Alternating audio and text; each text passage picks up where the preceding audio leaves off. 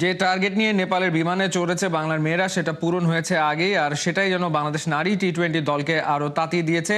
বিশ্বকাপ বাছাই ম্যাচে ওরা এবার স্কটল্যান্ডকে হারিয়েছে 90 রানের বিশাল ব্যবধানে। টি-20তে রানের হিসেবে এটি বাংলাদেশের তৃতীয় সর্বোচ্চ ব্যবধানে জয়। গ্রুপ পর্বে 4 জয় ও সুপার 6-এর 2 জয় মিলিয়ে বিশ্বকাপ বাছাই পর্বে এ নিয়ে টানা 6 ম্যাচ জিতল বাংলাদেশের মেয়েরা। নেপালের কীর্তিপুরের ত্রিভুবন ক্রিকেট গ্রাউন্ডে টস জিতে ব্যাটিংয়ে নামা বাংলাদেশের শুরুটা ছিল দারুণ। দুই ওপেনার দিলারা ও জুরাইরিয়া তোলেন। 3-এ নামা শারমিন আক্তার সুপ্তাও 15তে থিতু হতে পারেনি, তবে নিগারের অপরাজিত ঝোড়ো 50 সুবাদে স্কটিশদের 192 রানের টার্গেট দেয় টাইগ্রেসরা। জবাব দিতে নেমে বাংলাদেশের বোলিং তোপে শুরুতেই খেই হারায় স্কটল্যান্ড। ইনিংসের প্রথম বলে উইকেট নেন মারুফা আক্তার। স্কটল্যান্ডের হয়ে সর্বোচ্চ 27 রান পিপা স্প্রাউলের। 9 উইকেট হারিয়ে 101 রান তুলতে পারে তারা।